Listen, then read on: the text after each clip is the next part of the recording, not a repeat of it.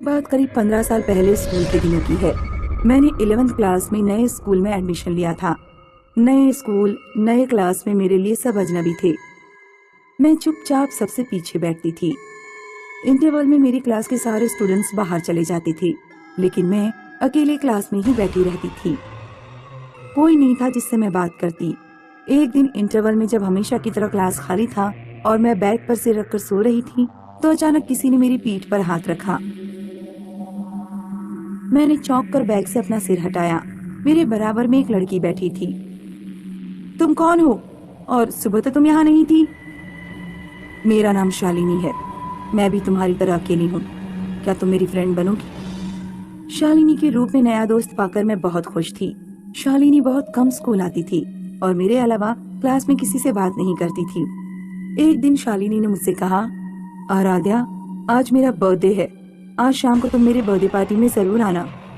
शालिनी ने अपने घर का एड्रेस मेरी डायरी के लास्ट पेज पर लिख दिया था। उस शाम मैंने अपनी फेवरेट ड्रेस पहनी और डायरी का वो पेज फाड़कर जिस पर शालिनी ने अपना एड्रेस लिखा था, शालिनी की कॉलोनी की तरफ चल दी। वो रेलवे कॉलोनी का एड्रेस था जो रेल लाइन के पास पड़ती थी। उस शाम मौसम खराब हो रहा था। काले बादल छा रहे थे और आंधी जैसी चल रही थी। मैं रेल की पटरियों से कुछ दूरी पर थी। मुझे ट्रेन की आवाज सुनाई दे रही थी। मुझे लगा जैसे सामने ट्रेन की पटरी पर शालिनी खड़ी है और मुझे हाथ दिखा रही है, लेकिन आंधी के कारण मुझे साफ नहीं दिख रहा था। ट्रेन शालिनी के करीब आती जा रही थी, लेकिन वो पटरियों से हट ही नहीं रही थी और मुझे हाथ दिखाई जा रही थी। इससे पहले कि मैं उसे चिल्लाकर आवाज देती, ट्रेन ने उसे कुचल दिया। मेरी आंखों के सामने पूरी ट्रेन उसके ऊपर से गुजर गई। मैं आंखों से आंसू लिए दौड़ती हुई पटरियों के पास पहुंची तो मैंने देखा कि पटरियों पर कोई नहीं था। मुझे समझ नहीं आ रहा था कि कुछ देर पहले जो देखा उस पर विश्वास करूं या अभी जो देख रही हूं उस पर विश्वास करूं। सोच में डूबी मैं पटरियां पार कर रही थी। मुझे अपने कान के पास ट्रेन का हॉर्न सुनाई दिया। एक आंटी ने मुझे हाथ पकड़कर खींच लिया और ट्रेन मेरे पीछे से गुजरने लगी। मरना चाहती है क्या लड़की? ट्रेन की आवाज सुनाई नहीं दे रही थी क्या? दरअसल मैं सोच में डूबी हुई थी। उतनी ही देर में दूसरी ट्रेन आ गई थी और मुझे पता ही नहीं लगा था। मैं रेलवे कॉलोनी में उस मकान नंबर पर पहुंची जो मेरी डायरी पर लिखा था। बाहर से ऐसा लग रहा था कि मकान के अंदर कोई है ही नहीं। मेन गेट खुला था। मैं मकान के अंदर गई, लेकिन अंदर का माहौल बिल्कुल अलग था। बर्थडे पार्टी की पूरी सजावट थी। गुब्बारे, झालर, सब कुछ लगा हुआ था। आराध्या, तुम आ गई? देखो ना, मैं कितनी अकेली थी। अब तुम आ गई हो तो मैं अपना केक काटूंगी। तुम बस 1 मिनट रुको। मेरी मम्मी ऑफिस से आने वाली हैं, मैं उन्हें लेकर आती हूँ। इतना कहकर शालिनी घर के बाहर चली गई। शालिनी का इंतजार करते करते मुझे 1 घंटे से ऊपर हो गया। मुझे समझ नहीं आ रहा था कि मैं क्या करूं। आखिरकार मैं घर के बाहर गई।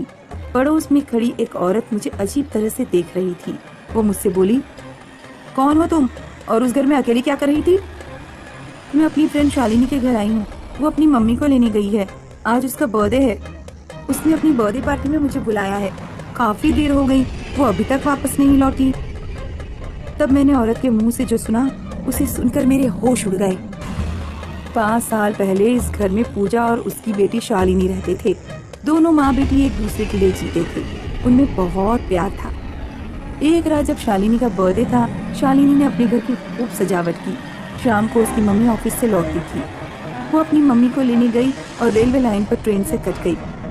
शालिनी की माँ ये सदमा बर्दाश्त नहीं कर सकी और उसी समय दूसरी ट्रेन आ रही थी और उन्होंने ट्रेन के सामने कूदकर आत्महत्या कर ली। तब से ये मकान खाली पड़ा है। मेरे हाथ पैर कांपने लगे और मैं तुरंत अपने घर लौट आई। आज मैं किसी को भी जब ये किस्सा सुनाती हूँ तो कोई मेरा विश्वास नहीं करता, पर मैं जानती हूँ कि मैंने शालिनी की आत्मा को देखा था और उससे बात भी की थी। अर्पित और देव दिल्ली में जॉब करते थे। उनकी सैलरी ज्यादा नहीं थी, इसलिए उन्होंने शहर से थोड़ा बाहर एक सस्ता फ्लैट लिया था। 6 मंजिल की बिल्डिंग में उनका 4th फ्लोर था। 2nd फ्लोर पर मकान मालिक रहते थे। अर्पित और देव को अक्सर रात में अपने ऊपर वाले फ्लोर से डीजे बजने की आवाज सुनाई देती थी। अर्पित, रात के 2 बज रहे हैं। जरा यार ऊपर वालों से मना कर जाके कि डीजे बंद कर दें। अर्पित ऊपर 5th फ्लोर पर जाता है। वो देखता है कि मेन गेट का दरवाजा पहले ही खुला हुआ है।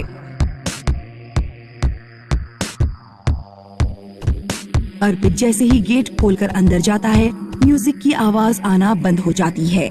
वो देखता है कि दूसरा फ्लैट खाली पड़ा है और वहाँ कोई नहीं है। अर्पित फ्लैट की खिड़की के पास जाकर बाहर झांकने लगता है। तभी कोई पीछे से उसके सिर पर हाथ मारता है। कौन है? कौन है यहाँ पर?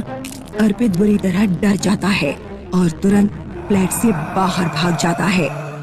अगले दिन सुबह देव अर्पित से कहता है, थैंक यू यार, कल रात में डीजे बंद करा दिया।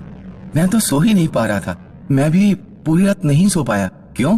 कल रात डीजे मैंने बंद नहीं कराया था तो ऊपर वाले फ्लैट का दरवाजा खुला हुआ था। मैं अंदर गया तो शोर अपने आप ही बंद हो गया और फ्लैट में सिर पर टीप मारी।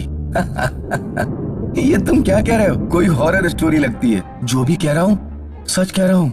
देव अर्पित की बातों का विश्वास नहीं करता और ऑफिस चला जाता है। उस रात देव ऑफिस से लौटा तो उसकी फ्रेंड नेहा भी उसके साथ थी। नेहा का बर्थडे था। नेहा देव और अर्पित के साथ केक काटकर अपना बर्थडे सेलिब्रेट करती है और फिर तीनों सो जाते हैं। रात में फिर उन्हें ऊपर वाले फ्लोर से शोर सुनाई देने लगा। अरे यार, आज फिर से? आज मैं नहीं जाऊंगा, तू जा। तुम दोनों रहने दो, मैं जाती हूँ। लगता है ऊपर के फ्लोर वाले इतनी रात में पार्टी कर रहे हैं। नेहा ऊपर जाती है। 5th फ्लोर का दरवाजा बंद था।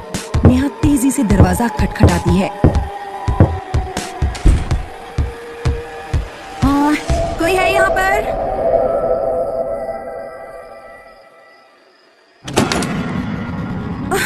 खोलो, किसने मुझे बंद किया? हे भगवान, मैं तो अपना मोबाइल भी साथ नहीं लाई।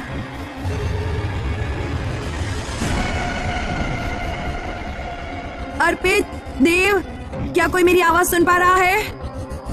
अर्पित और देव अभी भी सो रहे थे। देव को नेहा की चीखने की आवाज सुनाई देती है। देव तुरंत बेड से उठता है और ऊपर के फ्लैट की तरफ भागता है। फ्लैट का गेट बंद था। नेहा, देव दौड़ता हुआ नीचे जाकर अर्पित को जगाता है। अर्पित, ऊपर नेहा फ्लैट में बंद हो गई है। फ्लैट का दरवाजा खुल ही नहीं रहा है। अर्पित और देव दोनों ऊपर जाते हैं और फ्लैट का दरवाजा तोड़ देते हैं। नेहा बिल्कुल शांत खड़ी हुई थी और खिड़की से बाहर झांक रही थी। नेहा, अरे, तुम लोग आ गए, चलो नीचे चलते हैं। अभी तो तुम्हारी चीखने चिल्लाने की आवाजें आ रही थी। नहीं, मैं नहीं चिल्ला रही थी।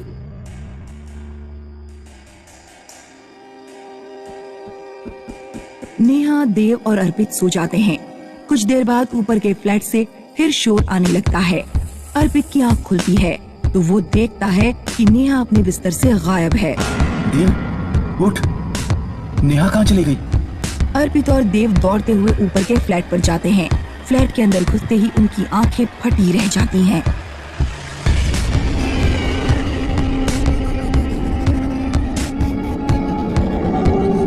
अर्पित और देव किसी तरह नेहा को जबरदस्ती उठाकर नीचे ले आते हैं। नेहा देव का गला घोटने लगती है। अर्पित किसी तरह रस्सी से नेहा के हाथ बांध देता है। देव और अर्पित उसी समय 2nd फ्लोर पर मकान मालिक के पास जाते हैं। ये आपकी बिल्डिंग में टॉप फ्लोर पर क्या हो रहा है? 7 साल पहले की बात है। 2 लड़के और 2 लड़कियों ने सबसे ऊपर वाला फ्लैट लिया था।